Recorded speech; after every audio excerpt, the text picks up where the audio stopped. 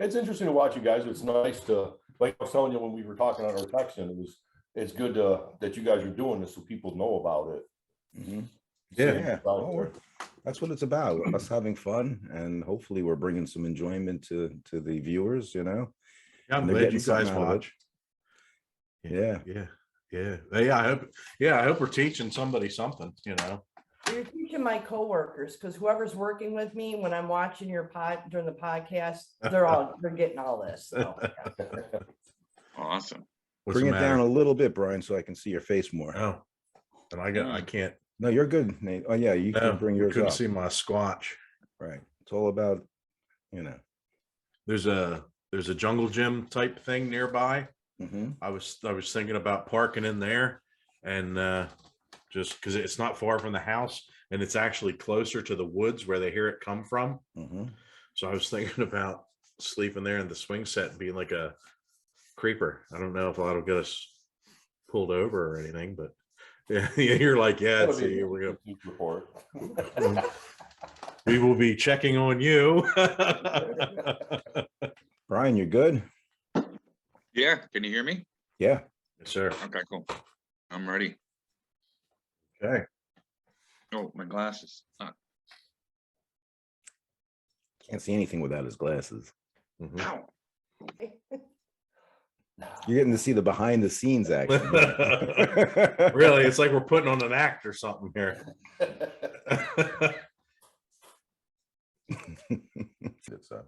Now they went to video again. God damn it. If I just move it, if it just moves a little bit. As soon as you touched your microphone, I was like, it's gone. Here we go. It's not the right one though. Damn it. I should go. I can't wait for new equipment here. I'm thinking about getting a there we go. Okay. I'm thinking about getting one of those webcam things you have, Brian. Yeah. Brighten mine up a bit. Mm-hmm. We're good. Don't move. All right, anything. we're good. We're good. Don't touch anything. I will sit still for the next however long. Well, here we are again. Squatch Talks podcast. As usual, we're experiencing some technical difficulties. We have a special show planned. This is episode 43. Take 43. You're listening to Squatch Talks podcast. Real stories and real encounters told by real researchers. Sit back, relax, and enjoy the show. Hey, welcome back to Squatch Talks podcast. And I'm Eric Spinner. I'm Nathan Moyer. And I'm Brian Spinner. And we have a couple of guests tonight. Go ahead, Eric.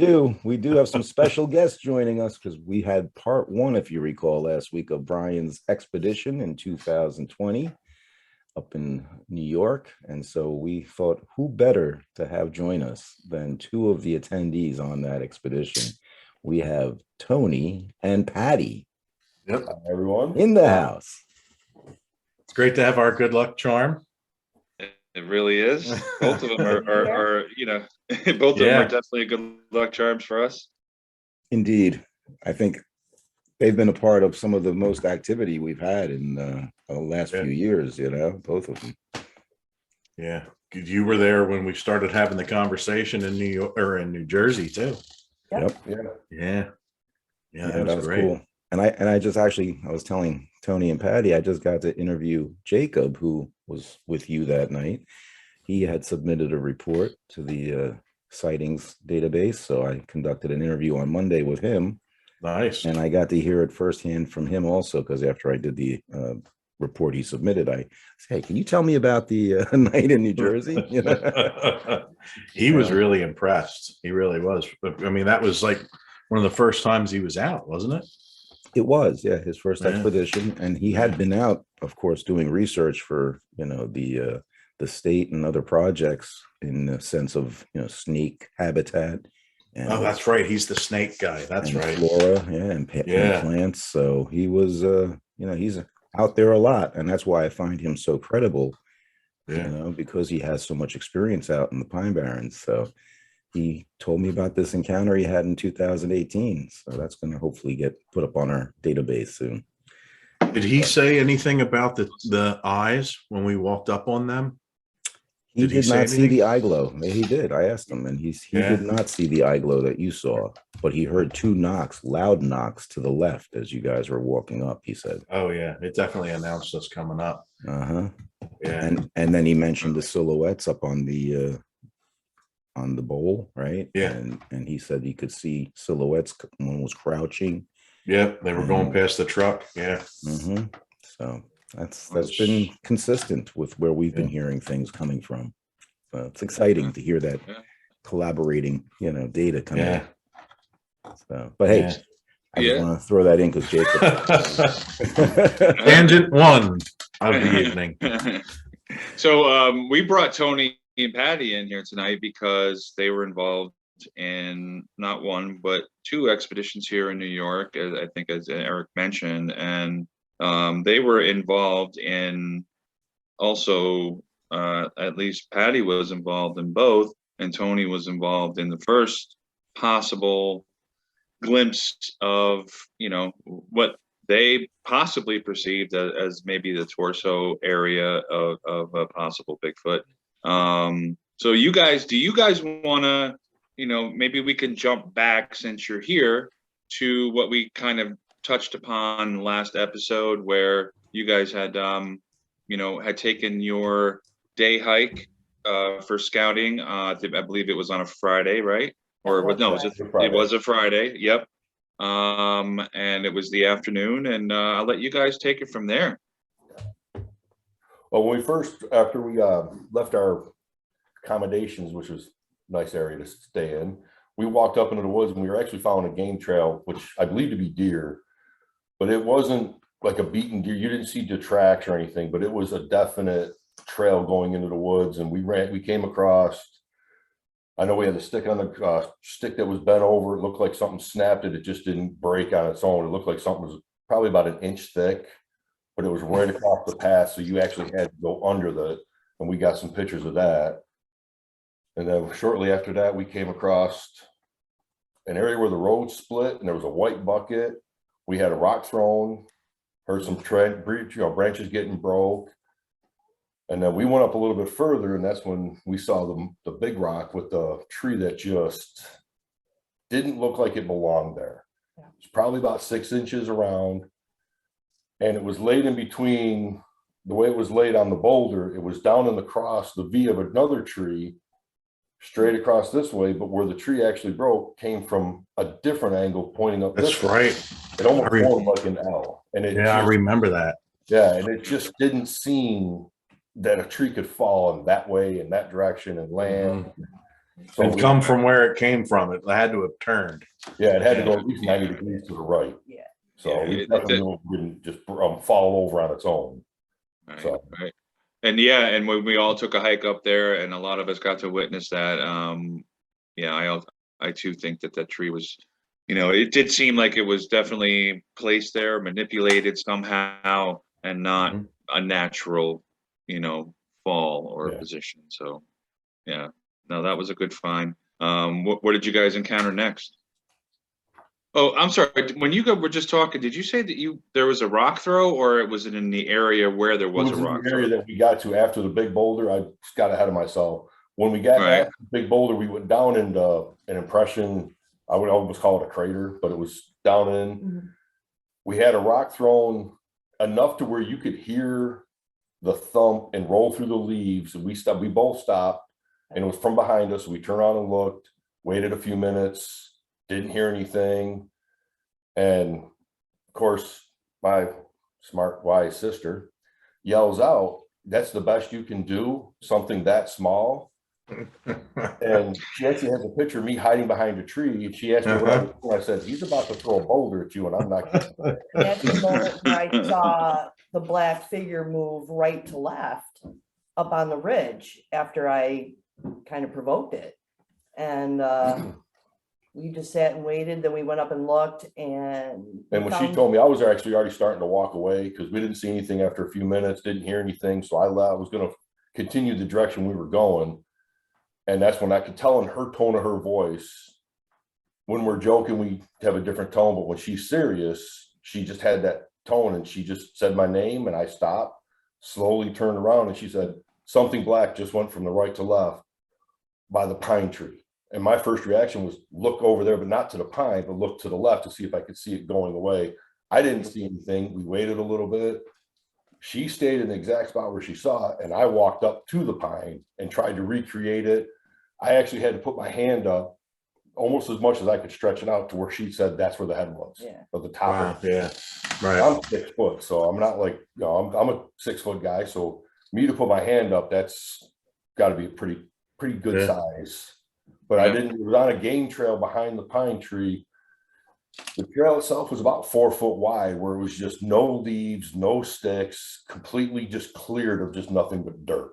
Yeah, I remember Well, that it too. was hard And ground, and there was no footprints. And it was wide. Yeah, Yeah, I it was remember wide. that. It was real wide because we walked way up through then, like the way it would have went that day then. Yeah, I remember that. Yeah. No, that is, you know, I did forget about the rock throw, which Yeah. actually prompted you to look and, you know, kind of look around and be more aware. Yeah. And that's pretty significant, and in conjunction with what, you know, what you saw and what could it have possibly have been. So, good call. And then for that hike, didn't you guys, also find, you know, you found an impression, right? You found a footprint, We Well, found a couple footprints. a After few we- footprints, I right? remember you telling us, Brian, because we were actually going to go the way that the dark figure went. And then I remember you telling us sometimes they do things to make you go a different direction than where you were originally headed. Hmm. So I was like, hey, let's go back the way we were going. Let's Mhm. continue that way instead of trying to follow because we obviously lost sight. So that's when we ended up finding 2 footprints and then the butt The print. footprint. Yeah, Yes, right. That's right. The butt print too. Yep. Yeah. We had the pictures we had the pictures and stuff where I put my boot next to one of the footprints and it was actually about, and the boot I had on was an 11. So it was about 2 inches bigger than my boot. And she took pictures of the other one next to her boot. So we had a nice size And they were comparison. 2 different size footprints. yeah. Right. One smaller, one Right. bigger. Yeah. Mhm. When Yeah. you Well, saw- I'm glad that you, go ahead. I was going to say, when you saw the creature or whatever moving from, left to right on top of the hillside there, did you hear anything also? No. No. No.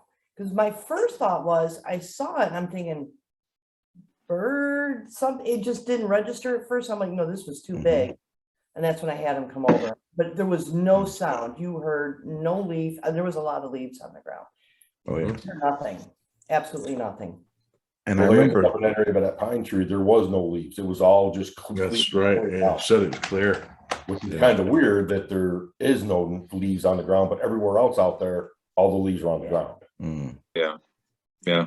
I remember the rock that came towards you, it was definitely coming from up above there too. You said you could tell it Right. was on a trajectory, right? That it came Yeah. from above. Yeah. So it definitely came from that direction behind us, which is higher than we were. It's probably, I'd say about maybe 8 to 9 foot difference from the ground we were standing to where that it was up a hill a little bit. And then behind that was a rock, Yeah. just a complete rock wall.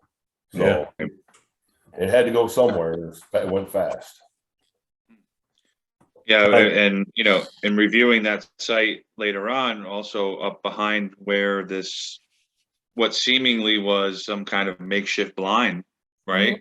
Yep. Where it occurred, there was also a game trail running right behind that, right? Yes. That ran along the top ridge of the mountain. Yeah. Yeah. That where the pine tree was, in front of it was a bunch of dead trees, and they were laid down, but some of them blew over. You could see how they were broke. And I'm a hunter, and I looked at that and went, this would be a perfect spot to sit. Nothing would ever see me. Mhm. And I had different lanes that you could just look, and it was just clear. And I'm thinking, this is a nice little blind to stand or sit behind. Nobody ever knew you were there. Right. Sure. And further down from where you had this incident, if you continued down that trail, I had gone further down. I found a root ball tree that had uprooted, and there was a root ball with like a clear opening behind it, with even a hole in the root ball. That's right. Where you could literally look through. Okay. Yeah, I remember that. Yeah. Which would again make an ideal blind, right? Or possible ambush site. And yeah, it was another. Isn't that what we kind of thought? Didn't we kind of think that there was maybe one in that root ball? That's why the other one at top threw something at you to stop you while it got away. Because right next to that root ball is where the footprints were. Yeah. And the butt print was just around the corner from that. Yeah. And if you followed the trail back from the butt print, you followed that game trail, it brought you right back to the boulder that had the tree manipulated.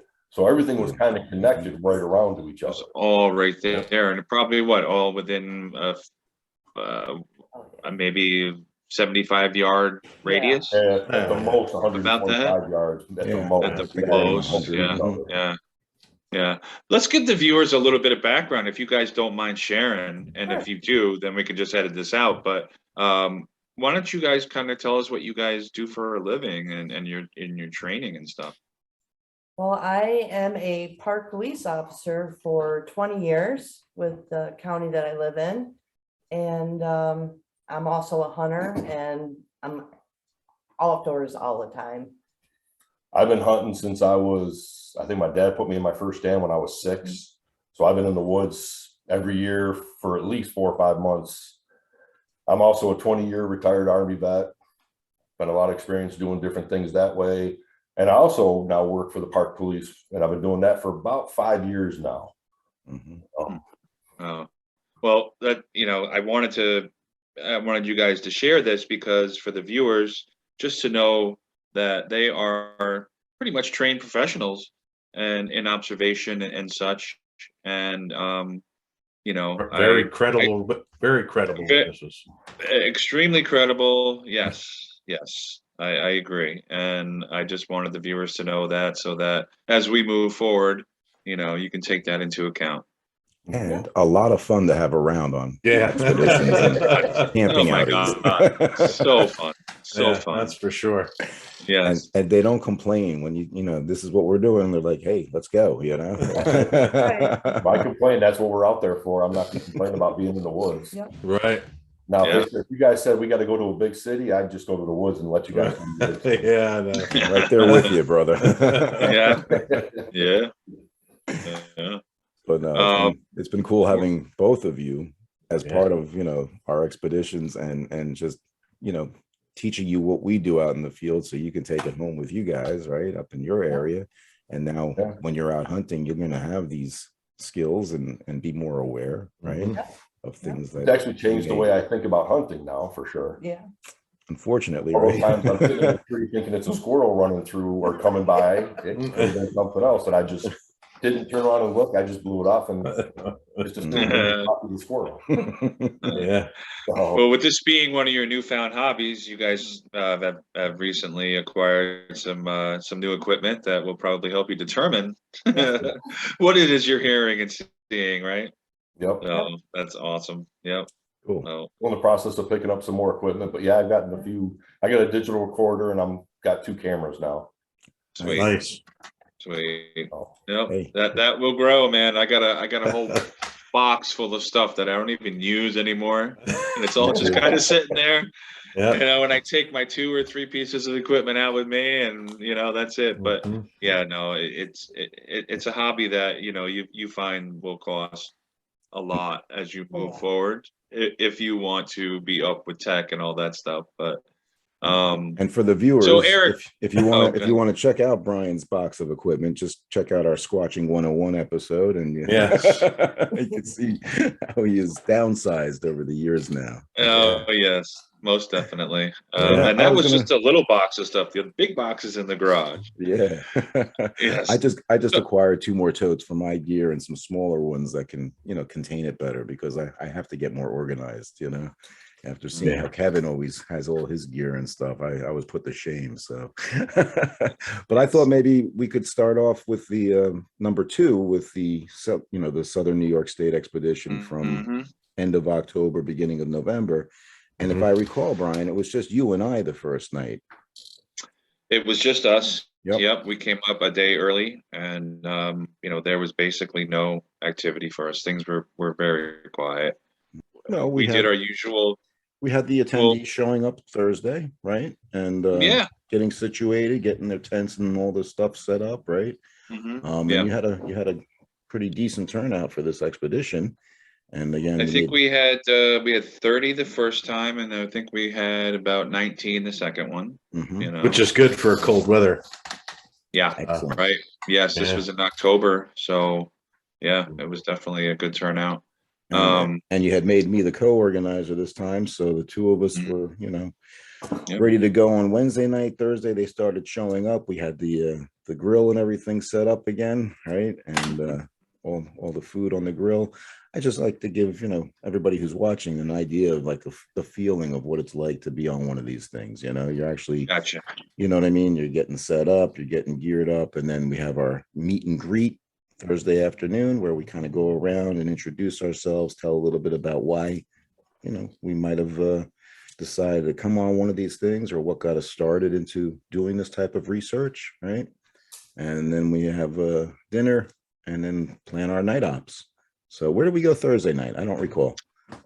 Thursday night we went to did we stick around the camp Thursday? We stayed around. We went actually back to the You guys spot did, that right? We had the sighting the first Right.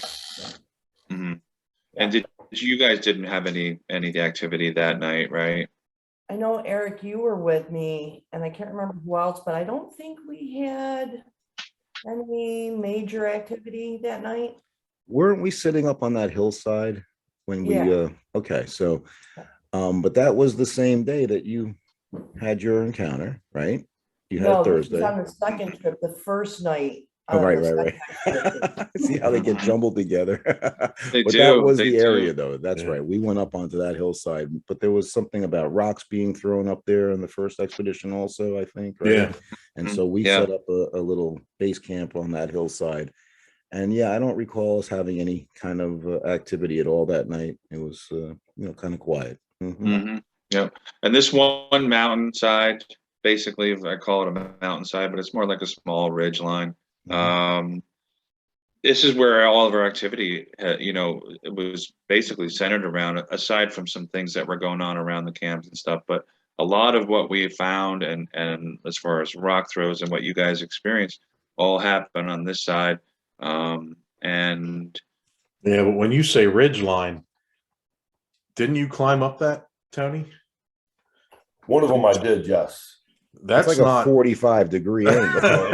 That's not a ridge line. That's almost a wall. Yeah. It does get steep at points, right? Which is a good point to bring up. That's a good point to bring up, though, Nathan, because when we proceed with the that's right. story, it's going to make it's going to be a pertinent detail. That day, Frank and I tried to go up that hill. We never made it actually up there. We just couldn't. It was just not enough. Then we couldn't even keep our footage. We kept on sliding backwards. Yeah. So instead of getting hurt, we just got off. Yeah. Right. Which is important because where this goes next is that. So then Friday, we had the day scouting and again, just going over and reviewing events from the night before, which really were quiet. Okay. And part of our plans for Friday, right, we had it all set up to where, we were going to do something different this time, right? We were going to take people out in a boat. That's right. And we had 4 participants, including yourself, Eric, and Patti, and 2 Franks. 2 Franks. Yep, that's what we'll say. And Patti and Franks. I spoke to one of the Franks today who's willing to give a statement that we could edit in if we like. He would be happy to share or even come on when we do the episode and chat with us about his, what he recalls about it all. Thanks. So if you move north from where Patti and Tony had, their first experience on that mountainside on the first expedition, probably about 150, 200 yards, if that. Yeah. Yeah, Okay. north on that lake, right? Eric and Patty, I'll let you guys take from there because, you know, you guys were on the boat. Yeah, well, during the day, obviously, Brian and I had gotten permission from somebody to use a boat, and Brian had a trolling motor, which was silent. It was an electric trolling motor. So we went out earlier in the day and gave it a test run. I got out there and I wound Didn't somebody around. fall in the water? No, it was there was a casualty that day, but it was an electronic device that fell in the water. Oh, it was an electronic device. I knew something took a bath. Which is No, exactly. I think it was either, Yeah, go ahead. yeah, it would be my phone, and it was a casualty. That's right. Yes. And I think we had a participant kind of have a little mishap when it we came to did. the water at Yes, one point. almost We're not going to drowned. mention, we're not going to say any names, but you know, I thought it was Mike. I thought it was. Yeah, it was. yeah. Yeah. Damn, all I right, had to pull him so- out. Yeah, how could you forget that? Exactly. But no, the test Exactly. run went really smooth, and again, the reason doing that, because we were going to be going out at night, I had to have my bearings, okay, and to kind of Right. have an idea of where to go, and you had previously warned me about certain things in the water to look out for. There's some trees. Right, icebergs and Yeah, you never know, right? I'm Loch Ness. I'm not the greatest captain. So I tooled around the lake a little while, getting to know the area a little bit better, and then we brought the boat back in, and yeah, and so we were all pretty stoked to do this because it's something I've always wanted to do, as a night ops on the water. Okay, and here we had the perfect setup for it. So that was my team the night. I had Patty and the two Franks, right? And we get out there. We're in the boat. We're heading up to the north side of the lake, and there's a What team time coming. is this, Eric? Oh, it was after dark. I don't know. I would say probably around. It was after 10 8:30? o'clock. Oh, it was after 10. Okay, so yeah, Clear night, clear weather conditions. Everything was good. clear There weather. was another team Yeah. though that was coming down. I forget who was on that team, but there was another team who was coming down that hillside about halfway up the lake onto a rock outcrop. Okay. Didn't they start at that old house or that or the rundown Mhm. shack that's up there? They started down from that, right? I think Either they pretty that- much crossed our campsite and just Yeah. walked in the woods straight Oh, towards, okay. Okay. straight towards the water. Yep. Okay. And do you remember Patty me saying, "Hey," I radioed him. I said, "Hey, we could see their red headlamp LEDs, right?" And I said, "Hey, can you guys make any more noise?" It sounded like so noisy we could hear them from the boat. Heard of turtles coming down the hill. So Well, I did. I radioed them. Okay, so then we get out to the north end of the lake, and I circle the boat around into this cove, and I didn't bring the the expensive gear with me because I didn't want my phone to fall into the water or anything that was not supposed to be out there to get wet. So Learn all I that. had brought with me was the recorder, my digital recorder, and the MSA Evo Even show and tell 4000. tonight. Evo 4000. Okay. And the reason I chose this is because it's a fireman therm, and it can get wet. And, I'm not sure I would drop it in the water, but I didn't mind it getting a little spray, Mhm. So we had this one with us, but nothing to record onto, even though it has capability. It just wasn't set up for that. Okay. So we get out, and I said, I turned the boat around, and I was holding the therm at first, and I just scanned down where the other team was. And I showed them on the therm. I said, here's the other team. And they were about this big on the screen, they were tiny. And then I handed it, I think, to you, right, Patty? Yep. And then what did you see? Up about 75 yards from me up on that ridge, there was this white figure moving back and forth, doing one of these side to side. And immediately I'm like, "Frank, do you see this?" And he's like, "Yeah." So we're watching it just doing the side to side. And then it stood behind a tree, and you could see it's still behind this tree, the sides of it.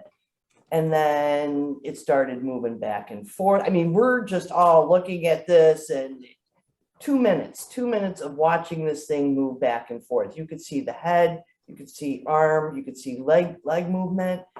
And it just finally decided to go to the right toward the end of the lake. And once it did that, 30 seconds later, we hear a crack, a large tree break. Yeah, And all this time I'm trying to keep the boat steady, you know, so that they can continue to be facing the right direction. And yeah, like she said, it was 2.5 minutes of a visual sighting of this individual kind of swaying. And I think you had said initially that it looked as if it didn't know what to do. Like what to do, right? Yeah. It was like deciding, should I go this way? No, should I go this way? And it kind of do that movement. It just didn't know what to do with itself. And I think it just stood. It was like, okay, maybe they don't see me, they'll move, they'll go away, and I can continue on. And then like And then when you originally saw it, did you feel like it, I mean, by its movements and its actions, it seemed like it was almost seeing that it was discovered. Did you get that impression? yeah. Like, oh crap, you know, they see I've me, been found you know? out. Yeah. it was aware of us being aware of it, almost, is what you're saying. Right. Yeah. Because it could tell that you were focused on it, probably. But And another thing that she kind of forgot to mention was that this went on for, like I said, that amount of time. But when it, I guess, decided which way to go, it went gliding up. Yeah, it was fluid. Right? And also, we couldn't hear it. No. That's why I made the point about the other team coming down the hillside, making all that noise. Yeah. Because this was silent going up the hill. And I remember at that point, Frank was now holding the therm. Yep. And then roughly 2.5 minutes passed, right? And he was watching it going up the hill. Mhm. And I really couldn't see it at that point because I'm trying again to keep the boat steady. But then at like the 2.5 minute mark, you hear Frank say, I lost it. Okay. And then 30 seconds after that, we hear that branch snap. And Patty turned and we both said, "Did you hear that?" I hope we can add the audio in for that. You know. Oh, do you have the audio, Eric? I have 'Cause I don't have think it, but I wasn't able to find it Yeah. prior to going on tonight. But Right. I mean, Right. you know, it's one of those things where we're gonna have to, you know, maybe set up a members only section for our channel. There you go. And have people Hey. that, you know, want to support the channel. They can come on and, you know, throw us Yeah. a couple of bucks to listen to something like that. But Yeah, that's a good, Yes. that's a good idea. just a thought. 'Cause gas ain't cheap anymore. Yeah. And neither is equipment. New gear after Yeah. it falls in the water. Yeah. Hey, if we would have had this puppy with us that night, okay. Oh my God. There is Yes. no You doubt would've in my had mind we would have had some of detail. the best thermal footage ever. Ever. Probably. Yes. I mean, Yes. but the coincidences that had to lead up to that to make sure you didn't have anything on that boat that could record, it was ridiculous. You know what I mean? Those Well, they things did. had to, They did. yeah. You guys had a phone, right? Yeah, But nobody, my phone was in my somebody had a truck. phone. No, No, Nobody. no, nobody because had yours a fell in the phone. water. And we Nobody all wanted left ours in the car. to make And you sure all they didn't left- fall in the water. Oh, we also okay. we're All right, not 'cause taking the chance that this boat. We didn't know this boat. Hey, we could have The sunk sequence out of there. events that had to happen. Yeah, because I remember their talk being like, oh, we should have put the phone up to the thermal screen and recorded what we were seeing there, you know, and Mhm. but I think, you know, in all that and excitement of what you're seeing and everything, you don't know what can't. it is, but you know, you don't want to miss out in that moment if you're not already prepared to, Mhm. you know, get some footage. So, you know, fumbling That's around why for we're always things. going to have this with us from now on. Mhm. Nice. But you And know, good- the and truth new of the matter, batteries. the truth of the matter was this was my first water ops, right? Yeah, Night ops. yeah. It's something like I told you I wanted to do for the longest time. Who expected to have that kind of result on the first try? Oh, Hey, Patty, you had good Patty luck with you. charm. I know. That's why we Yeah, should all- exactly. That's why I was there. exactly. We need a lock of your hair for all time. We need some of your pheromones. Let me go get the scissors. I'll be right back.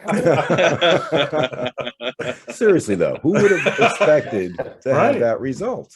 Yeah. It's amazing. And I mean, but you're And not that's going when to it have happens.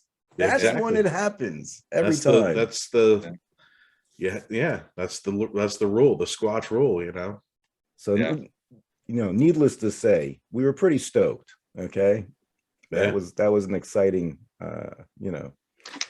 4 minutes. Yeah. Hey, after that too, Well- Eric, you saw the deer on the side of the bank just down to the left of where we were watching it. Remember, we were heading back, you're like, look, there's a deer. Maybe it was after the deer, I don't know, but it was a good sign that Honestly, I don't even remember that, Patty, because I was probably too excited about what Amped just up. had happened, The thing I do recall is the other team that was out on that rock outcrop. Yep. They had to stop halfway up Yeah. because it was so steep. They Yeah. I couldn't remember even that. do it in one shot. They actually had to stop and rest before continuing up that hill.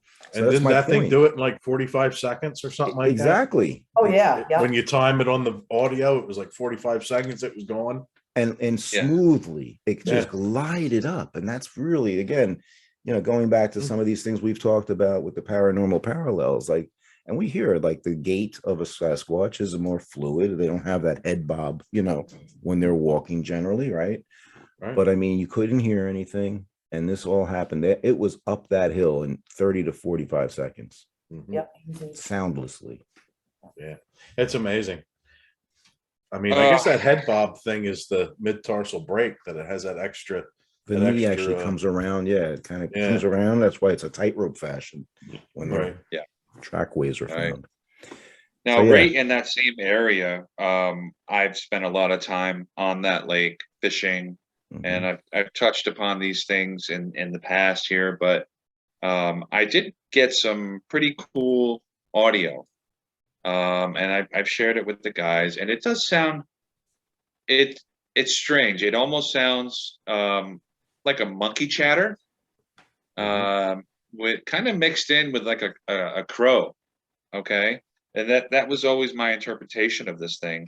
And it was interesting because one of our participants, I believe it was on the first expedition, had his recorder out at base camp, not down by the lake or anything, and recorded almost exactly what I had heard and recorded myself.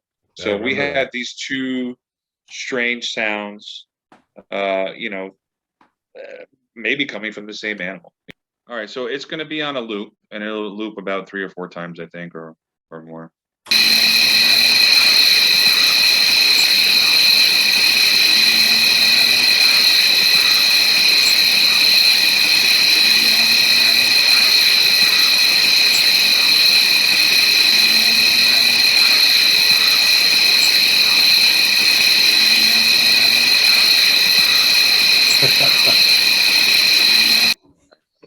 That would be it. So what I remember you So- talking about that monkey chatter sound though, with the Mhm. Yeah. the bird thing in the background. Yeah, I remember you telling Yeah. me about that. Yeah, it was definitely strange. I would love to get it analyzed, see what Monongahela thinks about it. And but back to the story here, I think so the next day after all this, I mean, was there anything else notable to add about that night? We left off at possibly seeing a deer. And the guys going up the hillside struggling to get up there. So for them to, and they weren't, out of shape. These were in shape people, and this thing just went. You know what I mean? They had to stop halfway up. That's the only point I wanted to bring up. That's why when Tony mentioned the 45-degree angle, that was a steep cliff. Well, hillside. So I wanted to bring something up from the first episode, or the first expedition. When we were up there that first night, or that second night when you had your sighting, when the rocks were getting thrown up the hill to us. Mhm. Do you remember? It was that the night we had the like the ducks would quack. Yes, it was. And then the geese would go, and Yep. then the dog would bark. And then a little while later, the ducks would quack, and then the geese would go, and then the dog would bark. And then closer to the end of the night, it was like the dog would bark, and then the geese made noise, and then Yep. it came like then Yeah, it they came. did it 3 different times that night. Yeah, I Yeah, they remember were that. really upset. The geese and the ducks were, Yeah. yeah, they were not happy. Yeah, and that dog sounded got like it wild. was irritated, Yeah. Yeah. It almost sounds like you're trying to describe, could there have been possibly a creature or something Mhm. walking along the shore, upsetting these creatures as it goes, Exactly. and then on its way back, Yep. doing That's the exactly same what it thing. was. Right. But it almost Right. seemed like maybe 2 creatures walking, because between the 2 times, it was like 15, 20 minutes Yeah. apart when they, Yeah. with the succession of the ducks, the geese, the dog. And then It went the other another, way. and then it came back the other way, what, 20 minutes later, so. Yeah. Yeah. Yeah. You could definitely tell it was even the dog, when the dog was barking, wasn't just a bark to, hey, let me in. It was, I'm barking because there's something right there that I see. It was Right. definitely agitated, that all of them were really agitated. Yeah. We got that circle, we're all looking at each other. We even said, we're like, okay, something's up with them. Hmm. And the thing with that is too, when we were on the boat on the second expedition, we saw geese and ducks, and they didn't care that we were, On the floating boat, by. right? Anyway, right.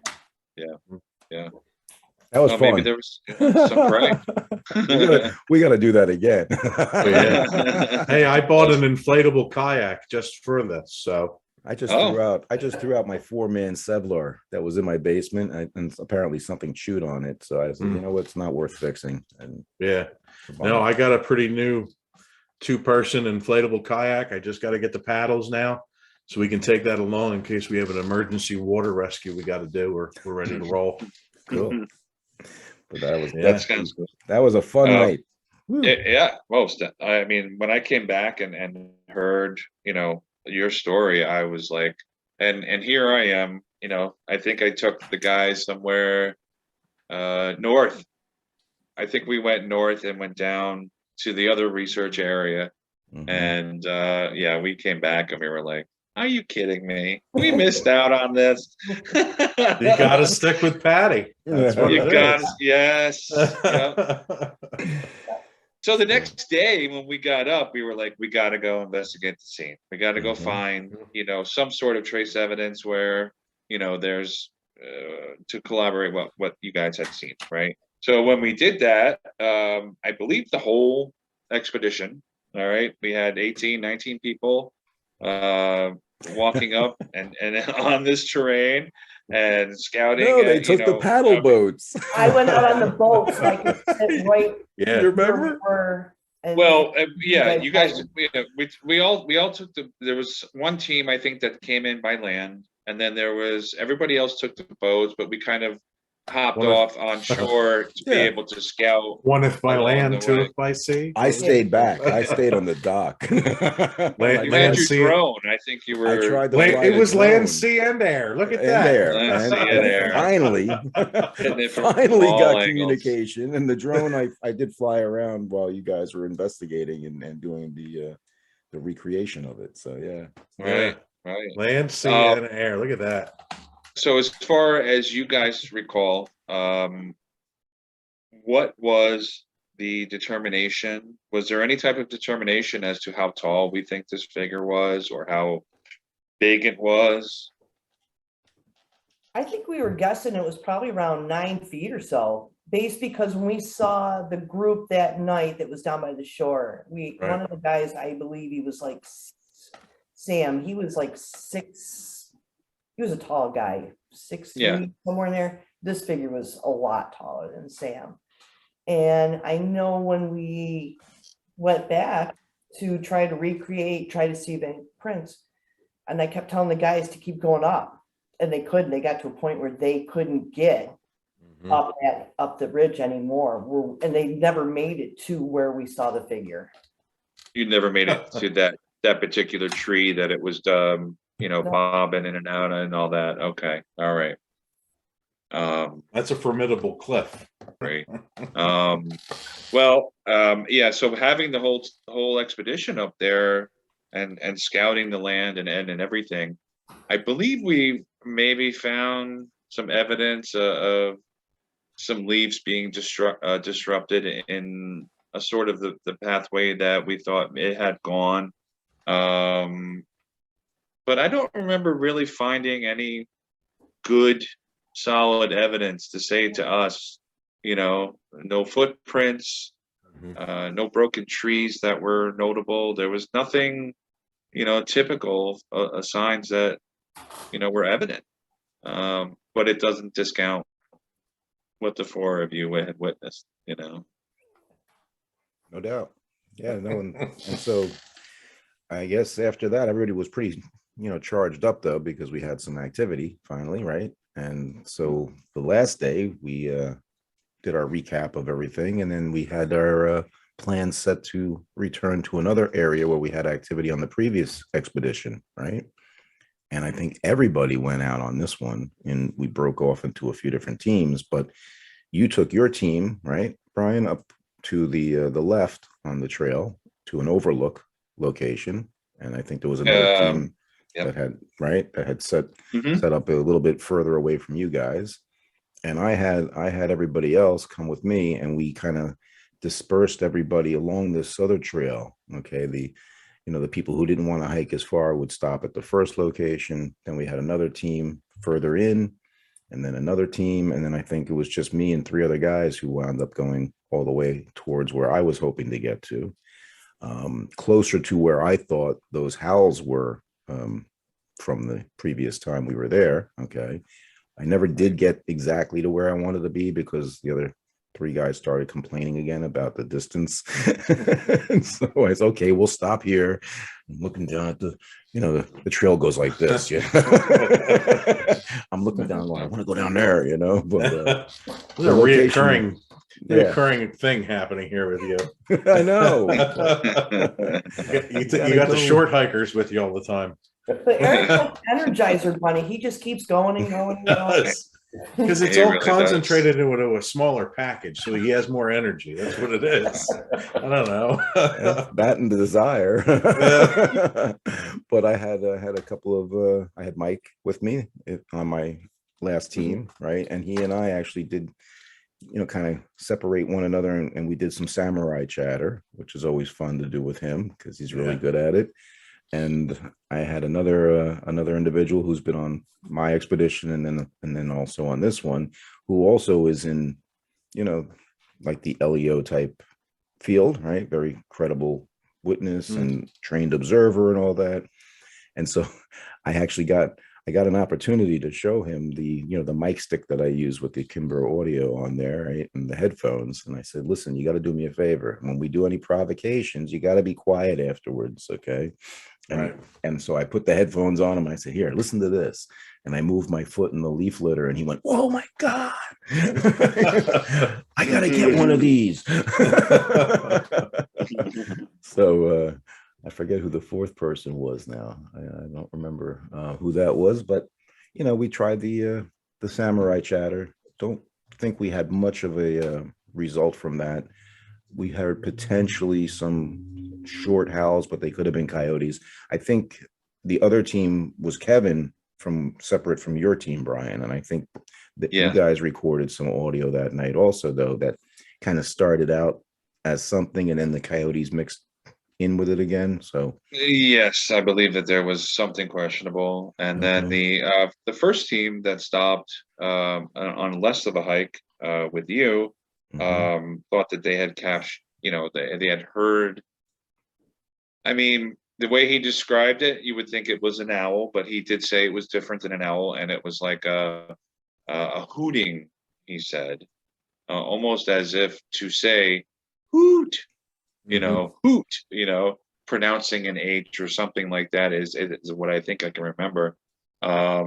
And he thought that was definitely a strange sound and not one that he had recognized.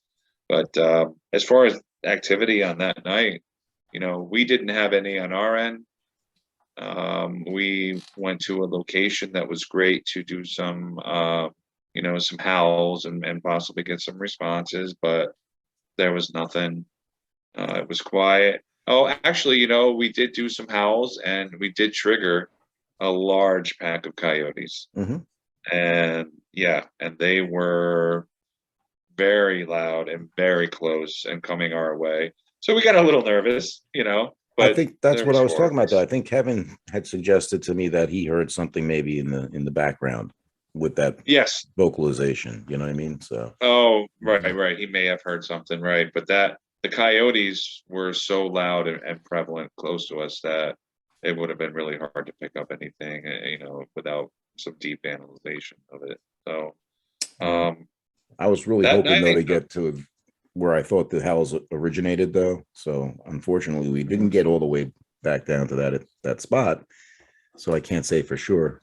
Again, trying to follow up from the previous one. So right, right. And that's, where you guys, I think your target was to try and be, get where on the first expedition, we heard those long, mournful howls, in succession. And, it's always good to have you on our trips because you will go in deep and you will search and search and search until I thought you meant you Patty and cannot. Tony. No, you, Eric. That's all Yeah. you, Eric. Yeah, yeah. Weren't you, Patty? You and Tony were along in Pennsylvania when Eric got those howls too, weren't you? Dead Woman's Oh, Howl. I was standing right next to Eric, yeah. That's right. Yeah. We didn't go that far that night. No, we weren't even in there that long. Well, Tony persevered and came with me. I know Patty would have, but you were a trooper and stayed back with the other guys and set up that Pied Piper thing that we talked about. But that was another great time, And again, it's like I'm saying, like, they don't complain about anything, and they know what to I was do. willing to go all the way to the top of that area, but we never did make it. And we talked about it with the other episode, and we mentioned, of course, your experience, Tony. But do you want to quickly just describe like that feeling you experienced when we were? Oh yeah, I remember. Yeah, I don't think I'll ever forget that one. It was right after you saw the light, and I thought it was a flicker, but you saw the light. I felt it was just you guys. I can't remember his name, but you two were talking, and I was just sitting there and had my chair behind me, and right here in the middle, right between my eyes, it actually, the way I can describe it is that somebody take your finger and just push straight in, and it felt like my skull was going straight back, and it was making me dizzy. And I just sat down in my chair, and I just sat there for a few minutes, took a deep breath. I'd say maybe not even 2 to 3 minutes, gone. And that's when I asked, I couldn't remember the name of the word. I couldn't remember that word, but that's when I asked him, and I was like, how do you know if something's happened? Because I figured I'd ask first before I said it. And I said, well, this is what just happened. I said, I had to sit down because it hit me right there. It was just out of nowhere. It got hit right there, and it just felt like somebody was just pushing straight on my forehead. Yeah. And Jeff and I both felt twisted in the gut, like something twisted us up. But I'll tell you what. In that same moment, you guys are feeling all that at pretty much at the same time. I think it's funny Tony, too. Go ahead. I think it's funny too that Tony's the biggest one out of the guys that were there. Oh yeah, you would have been the biggest. Yeah, biggest threat. Yeah, and that it made the other guys feel bad, but it actually put you down. Like it had to make you smaller. Yep. I find that interesting. Wow. Yeah, that's a really good point. And I was going to mention the size thing too. I was going to ask, were you the biggest one in that group? Out of the three of us, I was the biggest one. And Jeff. I mean, if I'm glad I had my chair with me, I'd have just sat right down on the ground, because I actually thought I was going to pass down, or just sit down, because I just couldn't keep my balance, and the way it was pushing the pressure. And it's definitely, it definitely wasn't a low blood sugar thing, because we eat good when we go. Mm-hmm. Oh yeah. Yeah, Fran fed us well that time. Yes, that was a good weekend there. Yeah. All right. Yeah, I didn't Tony, lose any weight.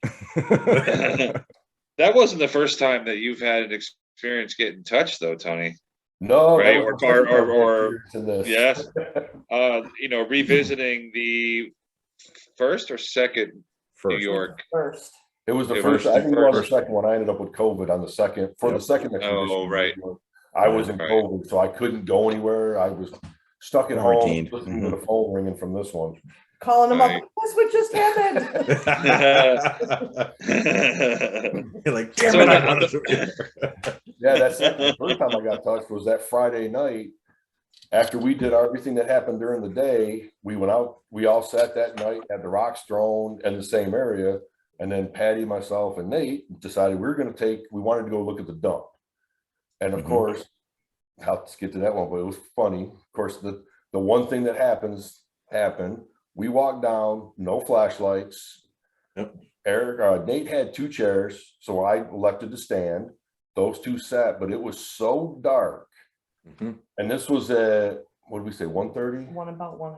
About 1 o'clock, right around 1:15, I think it was. Because we were done with night ops. We had all Yeah, come we were back. done. Everybody was just breaking up. We already had our late night dinner Yep. where, we decided to go sit, and it was so dark.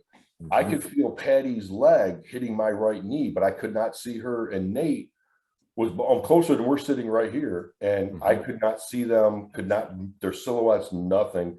And we even made a remark how clear of a night it was. It was just, Yeah, it was a nice night. no clouds. And Yeah, it was kind of like when we walked away from the camp coming down the road, it just like it got darker and I had darker put my and hand darker. on his shoulder And to closer. Yeah. see where Yeah. we're going. Yeah. Because That is strange. He didn't bring his thermal, didn't bring anything with him. So we had no gadgets, no flashlights.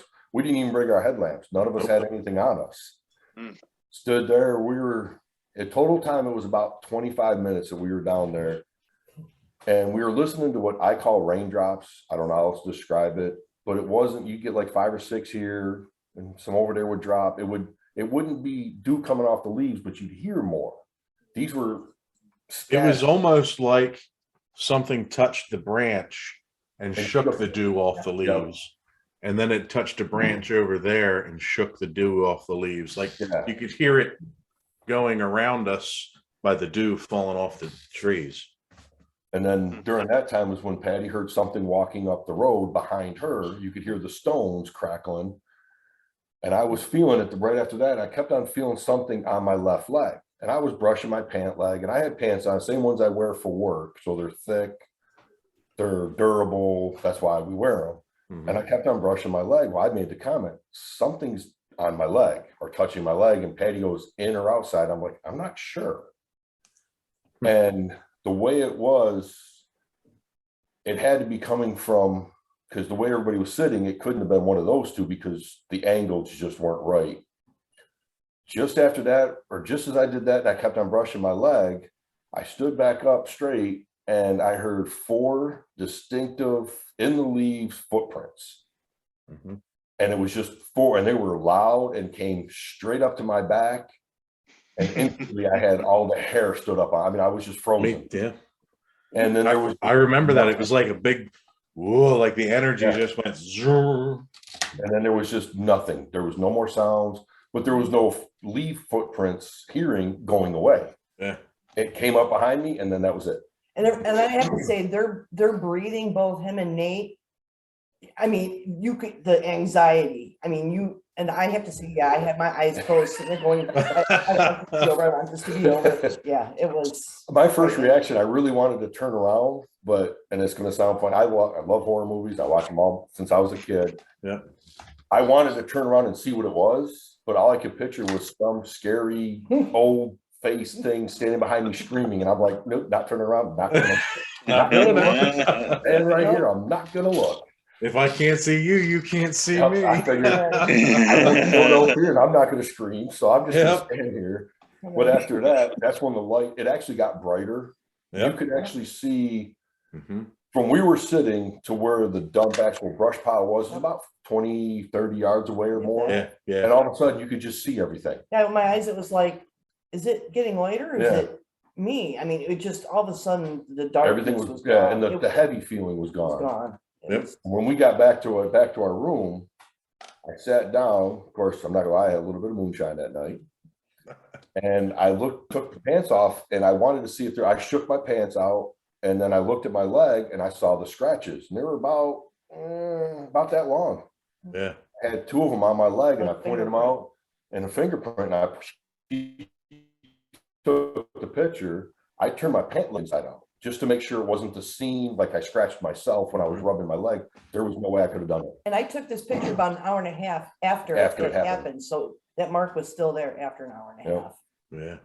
And that's when we figured it out. Right. The way I was Well, standing and the way the marks were, it had to come up behind my leg like this and go down towards the ground. So me standing there, it couldn't have been Nate or Patty because the angles wouldn't have been right. There was Yeah. something behind me in the way that they went down. It was definitely interesting. I don't think I even went to bed that No, night. I he think I didn't, stayed he didn't up. sleep. I didn't go to sleep that night. I was wide awake. after Well, that. your experience in that same very spot, I mean, We tried is to where sit. We tried to figure out exactly where you told me that you were Right. parked. And Right. Because you said you were standing right next to your car. I said, this is the best I can say is where he said he was. Yeah. Yeah, Yeah. and it's exactly where I was. And I mean, And I'm it's kind of exactly where we put the surprised circle too. with the three of you there, that something like that happened. You know, it just adds to more of the unexplainability of it all. But it is exactly pretty much what happened to me. All right. Mhm. The scratches being that low on your body is almost like, it reminds me, because in my encounter, I at first thought that something had kind of creeped up behind me and was tampering with, you know, like kind of tapping on the recorder, which was fastened to my headphones in my unit. So, and with that, it went away, you know, immediately. Those footfalls, boom, boom, boom, boom, right up at me. And I just felt that energy. I could feel the static. I could feel it, you know, and then the nothing. So the story is almost, you know, word for word, other than the fact that I didn't get scratched, you know, but every hair on my body was up for at least 10 minutes, 15 minutes. And every time that I revisited that audio, my hair would stand up. And I almost became addicted to it, listening to it over and over again, because it was just so very strange. And, you know, it happening to you and what happened to Nate in that very same spot as well, you know, Yeah. it really Validates. points to, yeah, you Something. know, and the darkness that, you know, Yeah. you guys experience, that's strange. I like, you don't, you know, I wonder if that's something that's a type of phenomenon that does occur in places, in woods that, you know, are considered haunted or whatever, or maybe Yeah. places where they think that there's, you know, some kind of What- way for. Go ahead, Eric. I was going to say, in regards to that point, Brian, I was going to ask though, because you kind of expressed that there was almost like a change in the energy after this happened, where it then became lighter and brighter, right? And I can understand there being potentially a paranormal correlation there, but I mean, how long had you been sitting out at that point when this occurred? How much time had you spent out there at the dump? You're talking to me or Tony? Any of the and three those people guys? who were there? Yeah. Oh, okay, yeah. So you guys. Well, we That were. night, we were actually there, We weren't there 20 minutes. I'd say 25 minutes total from the time we showed up until after that happened with the footprints. And my comment was, I'm so glad I elected to stand. And Nate come back going, and we're still sitting here. That's when we decided we're going to leave. We're leaving. So that was maybe 25 minutes, no more than a half hour, right? It was about Right. at the most, I would say 25 Okay. minutes, half hour, but And the reason I'm asking this, of course, is because, again, we try to rule out any potential other variables. And one thing I can say is that after being out in the dark for about 40, 45 minutes, the eyes do adjust and you acquire better night vision. yes. Yeah. You got to remember too, we were only around the campfire eating half raw hot dogs that were burnt, you know, Right. before we went down there. So I don't know that our night vision had that much pollution to it at that point. Okay. Because it did actually seem, as we walked down the road, to get worse. Because I remember actually eating a hot dog on the way down and like chucking the rest of it or something I was eating. Yeah. Yeah. 'Cause it got darker as we left camp and walked down the road. It got darker as we got closer. I mean, which makes sense a little bit, you know, you're walking away from the fire, so it does Yeah. get darker, but I mean, it just got close and Pitch heavy. black. Yeah. Yeah, just Right. dark. Yeah. And you mentioned And that. I mean, Go ahead, that site that particular site, it is circular, and the air and sky is open. You know, did you guys happen to notice if there was any cloud cover No that was problem. No moving clouds. along? No. No Stars. cloud. Once we could see again, there were stars. Yeah. Once you could see, there were stars, Yeah. right? But there were no clouds that night. No, there was no There were clouds. not. It was a beautiful night. It was clear. Mhm. Well, another piece to the puzzle. I mean, Yeah. that's really cool. You know, I remember these stories, and it was a couple of years ago. Yeah. But hearing them again, you know, it's like, wow, I forgot that. You know, Yeah. those Yeah. details. I forgot about the walking down the road and how close it got until we talked to you again. And that's why it's great that we're doing this and we have you guys on tonight, because now it's recorded. You know what I mean? Yeah. And it's going to be perpetuated in history, right? On Yeah. YouTube. Well, I definitely won't forget about that night. That I Yeah. still get the hair standing up when I talk about it. And Yeah. Well, I still, yeah, I can't forget the night that Patty's shadow stood up. yeah, That still freaks me out when I think I about it. don't know if Patty and I were talking about this last night. That same night, that was Saturday night. We Right. went back to that spot with a little group of us, Mhm. and I had your daughter sitting next to me, and Patty was on this side of me, and then you were out like that. We were on this way. Yeah. She leaned over and whispered, "Can I hold your hand?" And I went, "Oh, sure." And she grabbed my hand, and it probably lost feeling in the fingers, turned blue. She looked at me and said, "Something's breathing on me." Mhm. Hmm. And then all of a sudden, Patty leans over and goes, "What?" And I was like, "What are you talking about?" She goes, "Did you call my name?" I'm like, "No." And that's when you saw that shadow you figure jumped stand up. up, and then you were Yep. just, "Oh, I'm done." Yep. Everything I like- happened within like seconds of each other. Yeah. Where did this happen? That Oh, was yeah. Same area. Huh? that was The right same when area? you were asking next for it to night. come into the circle. Yep. Yeah, we were all Oh, right. Okay. All right. Yeah. and that was at like 8:30 at night. So Yeah. it was I really didn't during the I didn't night. know about the hand holding thing, and Yeah, you know, we didn't. I mean, something's I know it's breathing gone on now. me Yeah, and all that. Mhm. Yeah, she just said that something. I it felt like forgot about something was that. breathing on the side of her neck. She's And it was extremely, very nervous. yeah, she's extremely sensitive with that. Yeah. She gets sick to her stomach. Yeah. That was I forgot all about that. Oh yeah, Forgot Like I all said, about that. That weekend, I don't think I'll ever forget. That was That being was- my first expedition. That was quite an exciting weekend. Yeah. Yeah. I'm glad we could deliver. Exactly. Although I That's think what you we do. helped a lot. Yeah, All right, this is something we talked about last night. We were discussing coming on tonight. Between the first and second trip of the expeditions out to that area, Mhm. do you recall when everything happened? The main things. I was telling Brian earlier today. Everything happened on Friday. Yeah. Both Fridays. Yeah. Expeditions. Both expeditions, everything happened on a Friday. When I'm hunting the deer, if I see them in the mornings, I don't sit in the same spot in the afternoon, because deer will actually circle around. They may, like where I hunt now, or last year I was hunting, I could see a group of deer on Saturday and go back out Saturday night and they wouldn't be there. I would sit actually in a different area Saturday night because they circle around, but it takes them a couple days to get back to where I saw them that morning. And that's where I was thinking maybe the same thing happened in there. They're coming through on Friday, and then all of a sudden it's another Friday and they're coming back through again. Right. In that Well, area nature on does Friday. work wildlife and nature.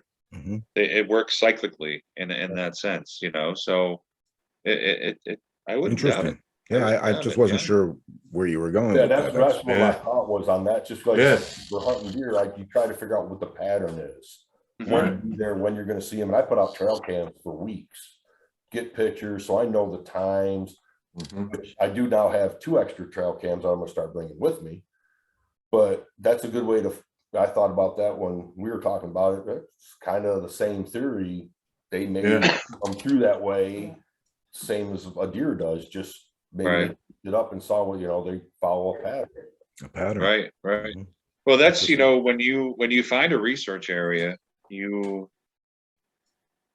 those are things that you notice, that you're finding evidence year after year, possibly in the same area, and it's not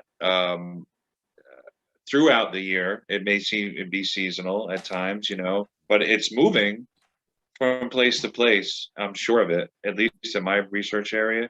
So you can be aware and almost kind of be certain that you can put yourself in the right place at the right time based on, knowing where to go.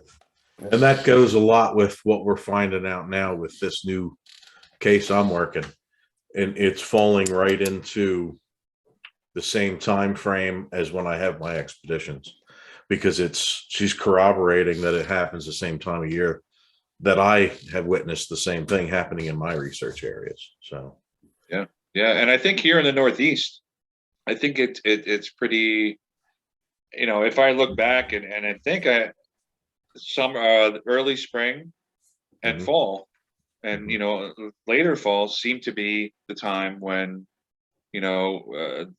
things start happening. yeah, and I think a lot of that has to do with that time of year in our area. It's fruit tree season, right. Yeah, so it's a treat food that they know they can get. It's plentiful. It's just hanging there. It's all got all kinds of energy in it.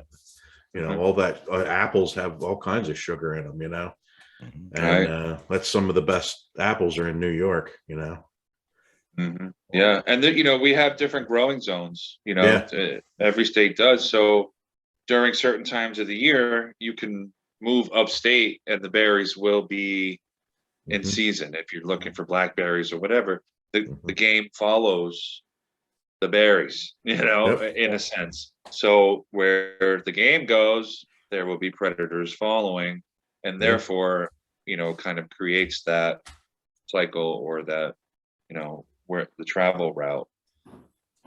So These are the things we need to start documenting and putting up on your maps behind you there, Nathan and Brian. Oh, I got them. In your Google. I even got the different colored pins, and I got it all written down. We're getting that narrowing figured the out. gap. awesome. Narrowing the gap. Yeah. So But I Well, think what do you think? that pretty much, I think, does it as far as any activity on the expedition, though. Would you not say, Brian? I think so. I Yeah. think we pretty much covered it all. you have anything else you guys remember? No. Not that I can think of. Yeah. Other than just a really good time. It was a great Oh. time. All of them so far have been great times. Yes. Yeah. Oh, and I want to thank you for helping cook on mine. And I think you helped me cook with Eric's too, didn't you? Yeah. Yeah. Tony definitely did. I remember Tony being behind it. Yeah. Well, I don't mind. That's why at Eric's, I even said it to Patty. I was like, I'm gonna go give Nate a break. He looks like he's about to pass out. It was It was hot. out there. Oh, and I just want to say, Eric, he doesn't have his walkie with him, so he should be demoted. No walkie-talkie. I'm going with an answer. Oh, that's good. You didn't happen to find an extra one on the on the Jersey. No, I got all four, man. I'm still missing a bow fang. That sucks. Hey, Well, listen, Patty and Tony, I really thank you guys. We all Yeah. thank you for coming on and sharing your experiences. As we've always said, there's a certain amount or a certain kind of energy that must follow you guys, and being brother and sister, I've never met anybody who's right off the bat has had these type of experiences. And, there's definitely something special going on there. So you guys are totally invited anywhere and everywhere we go. I think it's also our attitudes. Like that Friday, we actually did a 10 or 15-second beef jerky clip in the woods. I was joking around. I was eating some Jack Link jerky, and I said, "Oh, we need to make a commercial." And she's filming, and I'm out there wafting. And that was after we had the sighting. And this was after the sighting. Yeah. And we were just having fun. I mean, I'm like, "Hey, if you want a drink, I got some water. Come on down." Perfect. We were just enjoying ourselves. We weren't, and Well, I we have think to that. say thank you to you guys for putting on Yes, the thank you. expeditions. Otherwise, we wouldn't be there. So Our pleasure. Our pleasure. Hey.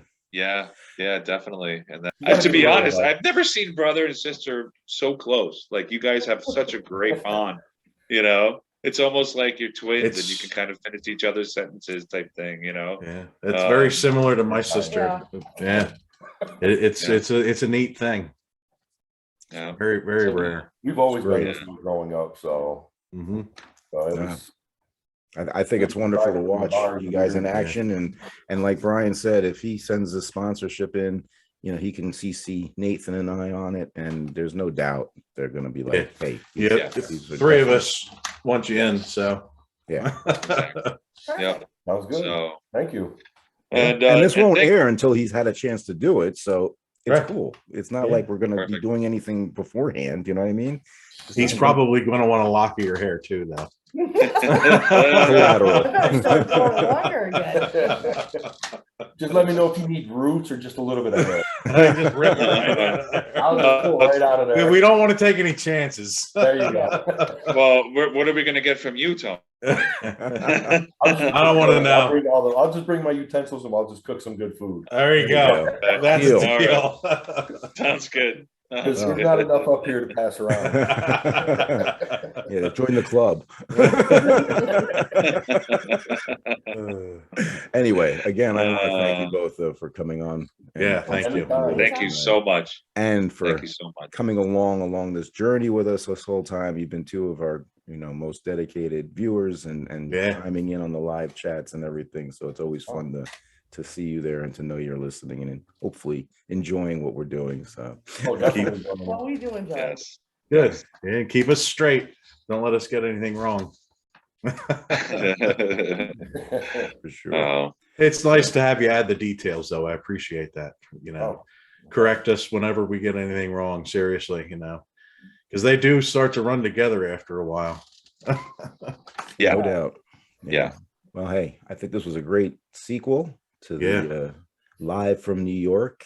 It's Squatch Talks podcast, right? And so we'll wrap it up there. And Nathan and Brian, my co-hosts here, that's episode 13, right? Awesome. There you go. That's the Yep. lucky number. We got our lucky mascot here with us. So We didn't want to take any chances on that one. Yeah, not at all. Be sure to share with your friends and family and give us a like and subscribe. Subscribe. Getting there. Hey. All right. Good night, everybody. Have a good night. Bye, Hey Thank guys, you good again. night, and thanks again, and we will talk soon. All All right. right, sounds good. Have a good night, guys. Thanks for checking out this episode of Squatch Talks podcast. Don't forget to subscribe, follow, and give us a like, and stay tuned for more exciting stories on Squatch Talks.